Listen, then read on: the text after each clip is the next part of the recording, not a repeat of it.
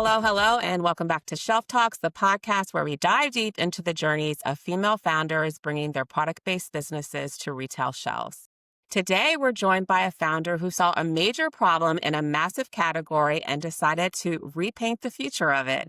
Billie Asmus, creator of the Repaint Tray, is disrupting the paint aisle with a smarter, cleaner, and more sustainable tool that makes painting easy for everyone from DIYers to pros. And I'm excited. We haven't had anybody on the podcast within this category, which I think is so interesting and definitely one that I want to dig in and learn more about. And of course, hear her journey. Welcome, Billie.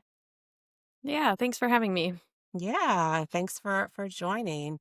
So let's just jump in. So tell us a little bit about what life was like before even starting to think about repaint studios and creating your own journey there. Oh gosh, my background is unique. I always like to say I'm just testing the waters of my career, and I encourage a lot of people to do that. So right out of college, I traveled for a bit. I lived in Italy for a few months, and then I came back. I worked in radio for 8, 9 months, and I was like, "This is not for me."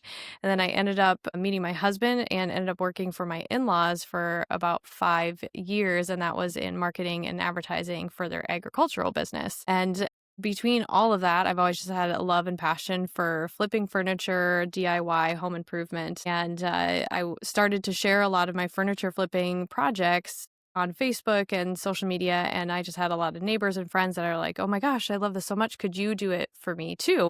And so it just kind of started to build this momentum. And I eventually decided to quit my full-time job and move into flipping furniture and restoring furniture full-time.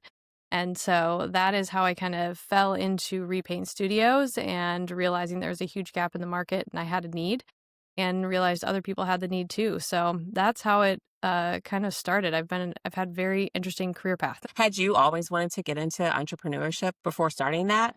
Oh yeah, I was one of those people that I always knew since I was a kid that I was going to be an entrepreneur because I did the garage sales, I had the lemonade stands.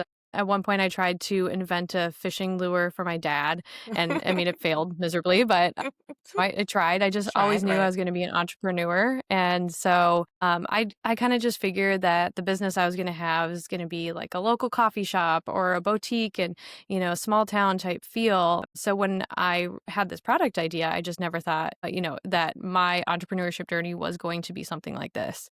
So it was kind of a unique experience that I just fell into, and I'm really glad that I decided to pursue it. Yeah.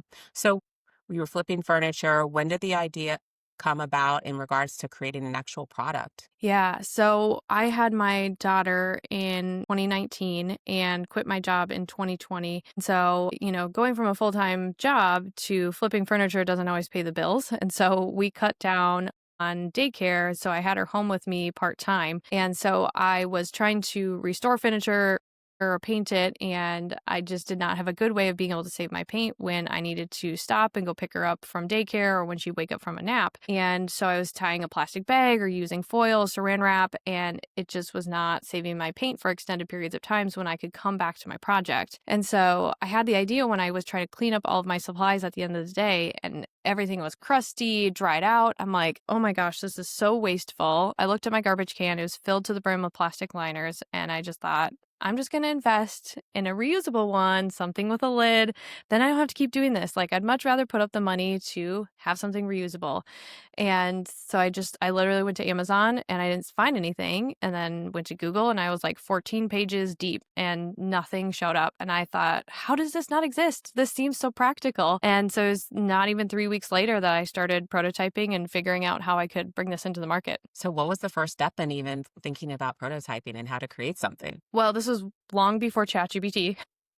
And so I was just doing Google searches. I'd watched a lot. And that was the unique thing is there's not a lot of resources. There wasn't a lot of YouTube videos on how to do these types of things, but I looked up videos on YouTube of a lot of people using silicone or doing resin type projects for, little craft things here and there. And so I thought, okay, well, maybe if I can make something similar. So I literally ran to the dollar store. I bought foam board that kids use all the time for like school science projects. And I, hot glued it together and I used some leftover plastic paint tray liners that I had, put it upside down down, created this makeshift mold, and then I ordered raw silicone from a Hollywood prop shop. And I just talked to the owner. I just said, hey, this is kind of what I'm doing. I don't know what type of material I need, but this is a rough idea of what I'm doing. And he's like, oh yeah, you want this and this. Shipped it to me. It was $50 all in. And I poured my very first prototype. And within an hour, I had my first repaint tray and it worked. And that was enough evidence for me to be able to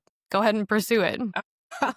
Now, at that point, were you thinking of, I just need to solve this problem for myself? Or was your mind already going in regards to having this product as a saleable product for other consumers?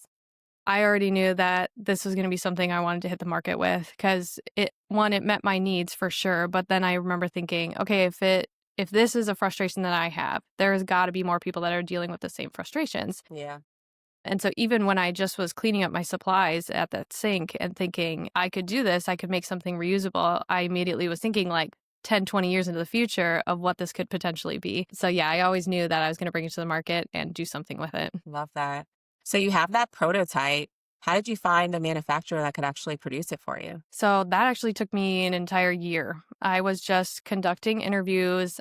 And at that time, I actually had just had our second child. I had my son.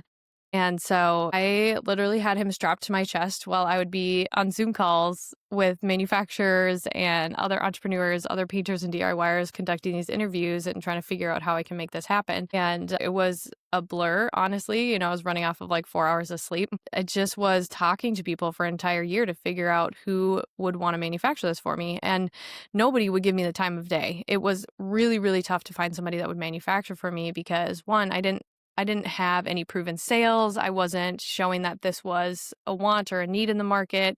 And so many manufacturers didn't want to take the risk and start producing something for me that I was only going to do a short run of units and then I was done. They wanted something that was going to be long-term, that was going to be sustainable. Nobody would talk to me until I finally found a couple business partners and a manufacturer that would actually do some legit prototyping for me and some samples before I could do a full run. So it was a process for sure. Yeah. How did you get through that? A year of no's or people, not wanting to support and help you create this. How did you just keep going? So, well, in the very beginning phase of all of that, I went back to school for a semester because I wanted to be able to conduct interviews and understand, is there truly a gap in the market for something like this? Will people buy it? How much would they buy it for? All these types of things, because I didn't want to pursue it if I got this overwhelming no across the board. But it was the opposite. When I talked to hundreds of people, they're like, yeah, I am frustrated with what's on the market. I do want something that's more convenient, easier to clean, that can save my paint, that's less, wasteful for the environment.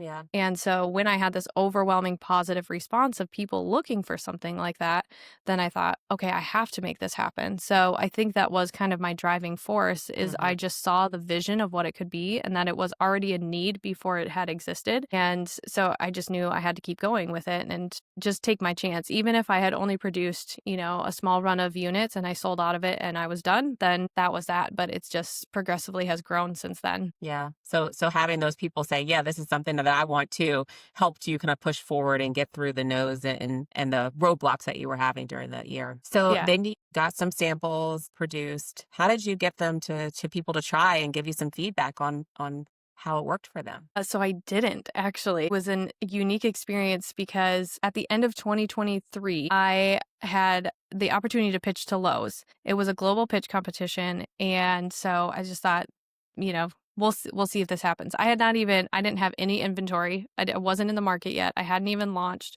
How did they know about you? It was an application that I put in to go and pitch to them. And they had accepted me to come pitch in person. And it's a global competition. And so there's people flying in from India, Australia, Canada. They're all coming in just for the chance to get their product on the shelf in Lowe's. And so I thought, well, I'll give it a shot. I didn't think anything of it because I wasn't in the market yet, but I was going to try. And I had only had my first sample, really, my only product sample.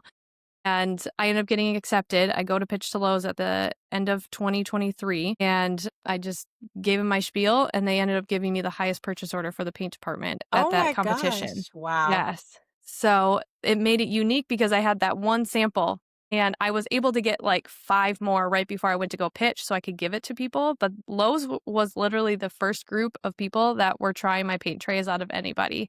And then February 1st was when we finally launched and I got my inventory in. So I had to pitch to Lowe's like I had this big company, I had all this inventory. In reality, I had zero. Like Nothing. I had like 5 paint trays to my name and that was it. I was just hoping for the best. What did you say to them that you think got them to connect and get excited about the product, especially without even having any data to support performance? The biggest thing was the social proof. So when I had applied for this pitch competition, I had actually put my application video on social media. It was the same one that I had submitted to them to, hopefully move forward in the competition. And I had just talked about my story, what it would mean to me to be on the shelf, how hard I've worked as just an individual in this company. It went viral on TikTok, on Instagram. And so there were people tagging Lowe's that are like, I want this product. I would use this product. I would immediately come to the store and buy this. And so it was this overwhelming response that even our local Lowe's reached out and were like, how can we support you and all this stuff. And so when I had showed that to Lowe's in my pitch saying, this is a need and there are Lowe's customers already demanding this, you'd be stupid not to take this. And that was enough proof for them. And they're like, all right, yeah, let's sign this deal. So it wasn't until the end of 2024 that we finally were able to launch in stores with Lowe's and online. So were you prepared from an inventory standpoint to be able to build up to that huge purchase order that you received? No, not even close. So again, I was no idea. I had no idea how well this was going to sell. So I ordered the minimum amount of inventory I could, and that was 5,000 units. And that came in on my launch date, mind you. Literally, they're unloading trucks and then repackaging them to send them out to customers that had pre-ordered on the day I launched, because we had an issue with a delay in the shipment. And so I had 5,000 units and I'm thinking, oh my gosh, this wouldn't even be enough to cover my in-store order with Lowe's. But 2, like I have no idea how well this is going to sell direct to consumer. It ended up selling out of the 5,000 units within 4 months of launching. And then I thought, I definitely do not have the inventory or the finances to like double the amount that I need to get for this Lowe's order. And so then I finally had to figure out financially, okay, how am I going to make this work? How am I going to get more inventory? And how am I by myself going to be able to launch this into stores nationwide with Lowe's? So yeah, I needed way more inventory. Yeah, yeah. So how did you accomplish that? What were the steps that you had to do in order to be ready? So the big thing was everything up until that point I had self-funded for the most part. I got like a small business loan. I got some money from my dad that I've since been able to pay him back for. Otherwise, I liquidated my 401k. I mean, I sold a ton of stuff on Facebook Marketplace to make this happen. And so at that point, when I knew I needed to like more than double my inventory, I finally was comfortable enough going to a bank and saying, hey, I've got this order. Can I get a line of credit? And thankfully, they approved me for a line of credit to be able to purchase the inventory that I needed to launch with them. Great. And then what were early sales? Like what were those first kind of early weeks and months of performance? What you expected? With Lowe's? Yeah. Yeah. It was tough. Launching in retail is really, really tough, especially when you have such a small team. At that point, it was literally just me. And so it was tough. It went really well in places that it was executed correctly. So where it was in the paint department and who the paint manager was or the paint department salespeople, like we tried to go to all the local ones as much as possible to help some of the education saying who I am and this is what I'm doing. And that really helped boost those sales. And where it was executed correctly, we saw 80 to 100% sell-through rate, within that time frame that Lowe's was looking for. On the other hand, there was a good chunk of our inventory that was stuck in top stock. So they were way up on the shelf. Nobody ever knew. And until we started getting some of the reporting that there was zero sales, I'm like, what's going on? Where is this? What's happening? And so we were frantically trying to call some of these Lowe's all over the nation and see, like, where is this inventory? What's happening to it? And that's when we knew that it was stuck in top stock. And then in other areas where it was in a random aisle, it was, over by spackling or just down in a section not where it should have been. And we still saw a sell-through rate, but it was like 40%. It was not what Lowe's wanted to see. And so it made it really difficult to go back to Lowe's and saying like, hey, where it was executed correctly, we saw this sell-through rate. Where it was in the wrong spot, it was lower. And then where you're seeing it as zero, where you're coming and yelling at me that it's not selling is actually your fault because it's stuck in top stock. Right. So it made it difficult to navigate that. And especially, I think, as, a new entrepreneur that's new to this space, especially, you don't know, like you're eerie on pushing that boundary Hmm. of saying like, how do I hold this line and saying like, no, here's what I did. I did my part. Here's where you needed to come in and it failed because you didn't execute correctly. And it makes it difficult because also some of those buyers, like they hold the world in their hands sometimes for your company. And they can be like, well, just because you pissed me off, you're not going to get a reorder. So it makes it really difficult. Hard to navigate, yeah. But you were really deep diving to understand where you're winning and where you're not, what exactly is happening is good information and validity as to why you're not seeing that performance and showcasing it to the buyers in a way that doesn't Right. have them, to your point, not want to continue partnership or relationship. But it's important to let them know what's happening because buyers don't know that these stores aren't putting it in the proper place. Maybe I need to go back and look at the planograms and maybe send out additional communication to make sure that they're putting it out. And I think especially when it comes to a new item, an innovative item that isn't something that typically is on the shelf, you've definitely created a new space. And so there's some learning curves that support and surround that. Yeah, definitely. Yeah. How are you working to like educate consumers of something so new and different in this space, especially when it comes to retail? Yeah, it's interesting. Well, my background is actually marketing and advertising and communications. And so I knew the power of SEO and everything from early on. So I started doing SEO before I had even launched into the market a year beforehand because this was a new product and people were not familiar with it and it was new and different that I wanted to be able to create the keywords that people were searching for so they knew what to look up as I'm talking about it on my own social media, then they're being driven to the right place Yeah. and it's for the right information. So I, curated the right SEO and everything that I needed to plug into my website. And then I use those same keywords when I'm talking about it on my own social media platforms and reels and just in blogs and everything. So when people are searching for a silicone paint tray liner with a lid, those are all things that I'm talking about. And so then it's also pointing them to the education side of it of like, this is how the product works. Here's how it is compared to, the current thing that's on the market which is a plastic liner in a plastic bag. And here's how it can make your life easier and more convenient and easier cleanup and all these types of things. But, education is probably the hardest part because everybody is very, very used to what is currently on the market. So there's a good chunk of people that are not the early adopters. They're not gonna look at it and see value. They're not gonna say, oh, I'm not gonna pay $40 for a paint tray because I can use this plastic one and a plastic bag works fine for me.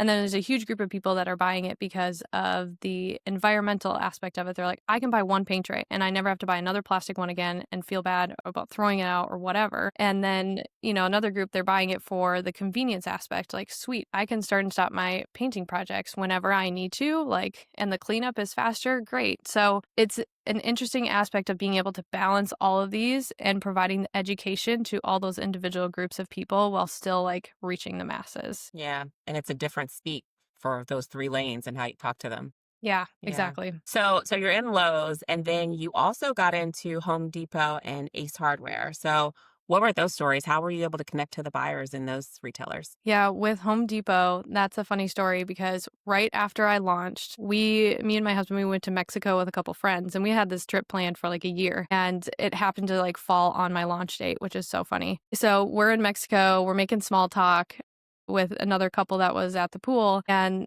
oh, what do you do? What do you do? And I tell my story about how I just launched this product in the market and I'm with Lowe's. And she's like, you got to be kidding me. My sister works for Home Depot corporate in the paint department. And I'm like, that's very, very specific, very Right. specific. It's like Home Depot employs over 4,000 people. And how is it that I go to Mexico and I'm talking to some random person and her sister works in the paint department? What on earth? And so she's like, do you have a business card with you? I'm like, oh, well, of course. I keep them with, I literally hopped out of the pool and booked it to my room to go grab a business card. And I didn't expect anything from it. I was like, this lady's not going to keep my card. She's not going to pass on my information. And it was 2 weeks later, she followed through, emailed me and she's like, here's my sister's information. She knows who you need to talk to. And I was able to get the buyer's information and I was so persistent. Oh my gosh. I would have never been able to find this buyer's name. His name is Eric Peterson. It's like the most generic name you could possibly think of. And in Home Depot, there's like 20 of them because, again, they employ 4,000 people.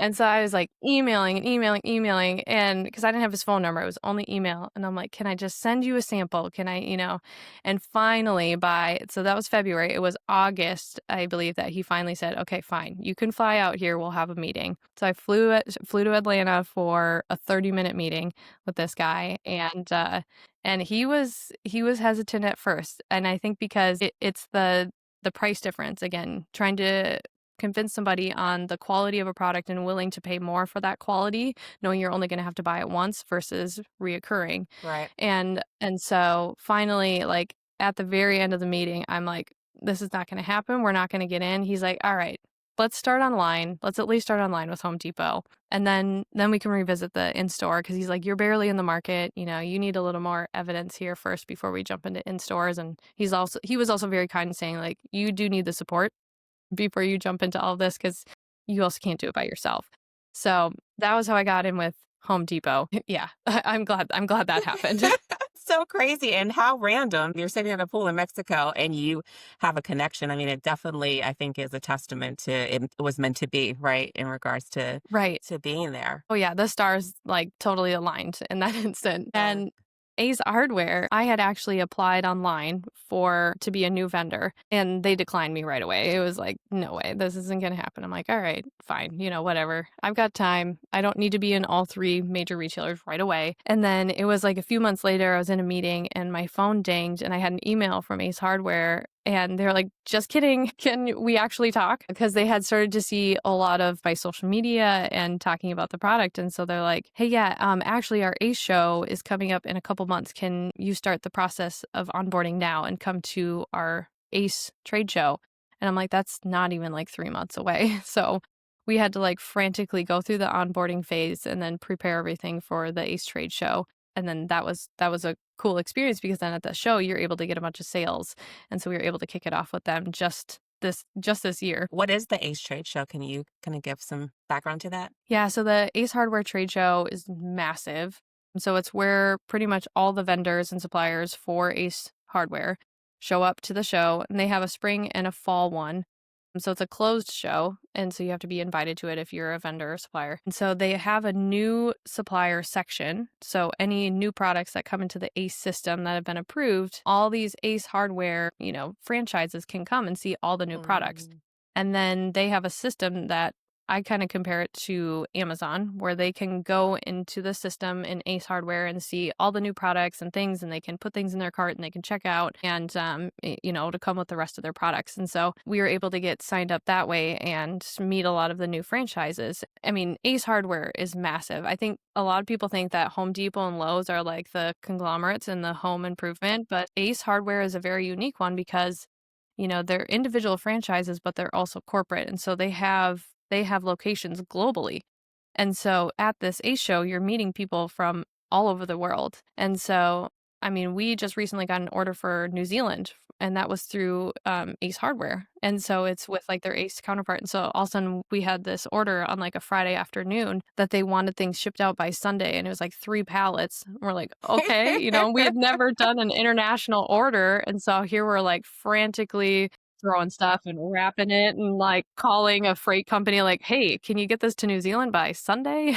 So it's an interesting experience. I love being with Ace Hardware because you're working with all the individual stores and they're all family owned, and it's nice to hear their stories too. Yeah. Do you feel like there's a better opportunity for educating the associates that work there and being able to then translate it to customers versus something so big like a Home Depot? Yes, definitely. I would say that has been to our advantage for sure, because it's the individual stores. A lot of times it's the owners that, or they might have their own buyer within their franchise, depending on how many locations they own, but they're the ones placing the orders. And so you have their direct contact information, and, you can provide additional education or say, hey, what questions do you have? Hey, this is how the retail ready case comes, so you can peel it off, put it right on the shelf. Do you want a sample so you can show it to customers? So it makes it much easier for the education side. And in that case, it's helped boost our sales. So for example, there's a couple of hardware stores in Wisconsin where I grew up, and one of the stores, they're not even owned by the same people, but they're all in the Ace franchise. And so one of them, a town over, he ordered a case and he loved it. So he ended up giving it to the other Ace Hardware, a couple towns over. And then all of a sudden he was ordering a second case. And so they're like educating each other now too on the product, which is really, really helping. So if they really like something, they're going to tell all their other Ace Hardware friends to go and order it. So that's actually been really beneficial for us. That's pretty amazing. I mean, 3 major retailers, I'm sure all were on your vision board or dream board in such a short period of time. It's really a major accomplishment for something that, came out of your head and your own idea. It's crazy. Yeah, it's wild. Seriously, it's wild when you think about how fast it was. Yeah. So on top of that, at some point, Shark Tank came calling. So how did that even happen? How were you able to get on Shark Tank in this season's episode? Yeah. So earlier this year, it was mid-May sometime, and I was getting to that point that we were starting to want to scale, look at new products, and also just kind of meet the needs of some of the big retailers that we have. And at this point, I'd still pretty much, self-funded everything through, some loans, line of credit, literally just selling stuff as much as I can. And so I remember thinking, okay, if I really want to take this to the next level, I should really consider looking at an investor. And so I looked online to see if there's any more open casting calls. And sure enough, there was one like that coming weekend, and it was in Kansas City, and that's about a 4-hour drive from us. And so I basically looked at my husband like, well, we've got nothing going on this weekend, and worst case scenario, I'm making a 4-hour drive for a 1-minute pitch and nothing happens. And he's like, you got to do it. Just go and do it. I'm like, okay. And so I had to prepare for this pitch, and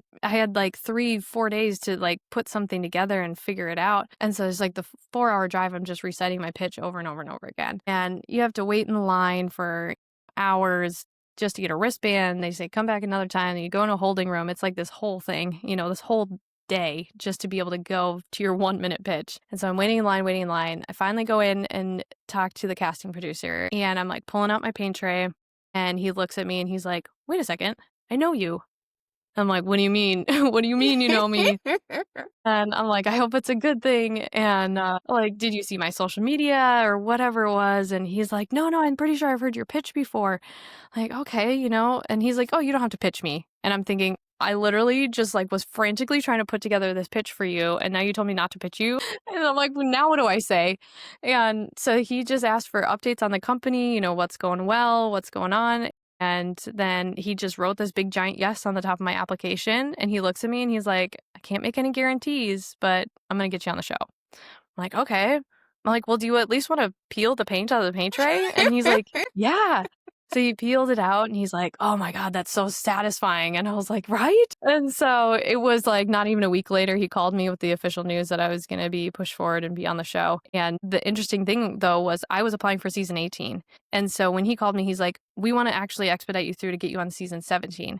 Well, I didn't know at this point that Chip and Joanna Gaines from HGTV were going to be the guest sharks. I didn't know that. So I was like, really? Like, you want to put me through this fast? And he's like, yeah, if you can get all this paperwork to me by that Monday, which he called me on a Friday. Oh my gosh. If you can get this right, he's like, if you can get it to me on Monday, like, we're going to try and push this through. I still need some approval, but we're going to push this through as fast as we can. And it was not even 3 weeks later, I was flying out to California to go pitch on Shark Tank. Oh my gosh. I mean, first of all, did you ever find out how he knew you or how he had seen your pitch before? So I had submitted an application for a different entrepreneurship show that was like brand new on Amazon, and I didn't make it very far just because I wasn't in the market yet. So I just kind of let that one go. But I think those channels like share applications, or they must have some sort of resource or something, because he said he saw my pitch video. And so I think he had heard of my product that way and might have been following me on social media since then or something. So wow. It was really interesting. Yeah. So 3 weeks later, you fly out, and then what happens? Like, what's the process? It is so interesting. Literally, like, it was like a few days before I'm flying out there that they send you your airline ticket and they send you all the information. And they're like, when you get to the airport, go out to like the third pillar on the sidewalk and call this phone number. And then you're going to look for a black van there's going to be a little sticker of a shark in the window. And I'm like, am I voluntarily being abducted right now? Right? Is this real?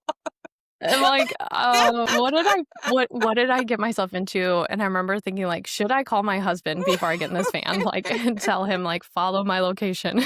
But I ended up at the right place. So yeah, it's wild. They put you in a hotel room and then they say, okay, the next morning, like you got to be up at this time. We're going to take you to the studio. And you're basically just hanging out all day until they tell you to get in your wardrobe and you're ready to go pitch. So they walk you through at least like once ahead of time. Otherwise, they basically give you your mark and start counting down. The doors open and you got to go hit your mark on Oh my the gosh. famous rug. And then you're standing there for like 2 minutes in complete silence while they have to check the audio, they have to check the visuals, make sure everything looks good. So after you're done just staring at all these sharks in silence for like 2 minutes, then they tell you can begin. And that's when you finally dive into your pitch, and there's no stopping once you're in there. So there's no cuts, there's no do-overs, there's nothing. Like you are rolling the whole time that you're in there. And I mean, they obviously have to condense it down because I was in the tank for almost an hour. So there's definitely Oh, like a wow. lot of dialogue and things that people miss for sure. But yeah, so it's interesting seeing how they cut it down to just, 7 to 10 minutes for sure. What was going on in your head, those 2 minutes of silence? Were you just kind of repeating your pitch so you can be ready? Or were you like, what the hell is, like, how did I even get I know. Oh my here? gosh. I think I kept like repeating my opening line for my pitch. And I'm like, I literally just have to start by saying, "Hey, sharks." Like you can get there. Like you can say that because I was sweating. I was sweating bullets. I'm like, oh my gosh, like this is insane. And I was so nervous to leave my mark too, because there's like a little sticker that you have to hit your mark and they're like, try not to, go beyond that. So I was like super nervous that I was going to be swaying or walking away or I don't know. So I was so focused on it. And they basically had said, you can stay in there as long as you want. You don't have to leave until they kick you out. And so they said, even if all of the sharks say no, you don't have to leave until they kick you out. And so I thought, okay, well, I'm going to take that to heart. I'm definitely not going to leave until I get a deal. And so that was, I think, just my mindset the whole time. I'm like, I'll sit on the floor if I have to, but I'm I'm not not going to leaving. leave. I'm not leaving until everybody says, no, absolutely not, get out of my face. So that was my tactic. Yeah, and it worked. You got a deal. Yes, I did. I ended up getting a deal with Barbara Corcoran and Chip and Joanna Gaines. They split the deal for $250,000 for 15%. So how has that changed in regards to how your business is run and the opportunity for getting some feedback from people that have been in the industry for a really long time? How has that changed your business? I mean, it just aired a couple months ago, and so it's still a lot of kind of that building momentum and getting a lot of the feedback right now before any like massive changes start happening because I was kind of rush through this process so quickly. But I think it's interesting, it's looking to them for advice, but then also you're like, okay, do they actually want to give me their time and resource? You worry about like, am I bugging you too much? But it's also helpful. It's helpful to understand like their stories and their progress and what they've seen with their other portfolios. So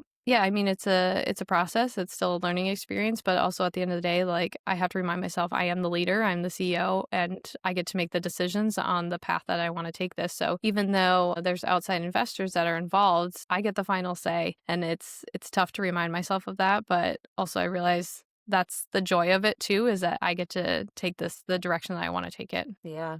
Did you have that Shark Tank effect in regards to sales right after their episode aired? We did see a decent peak. I was hoping for a little bit higher because they definitely prepare you, ahead of time and saying you should have this much in inventory or an extra customer support person. But there was this massive boycott against Hulu and Disney Plus right before my episode dropped because they had cut some show about somebody saying something political and against the current administration.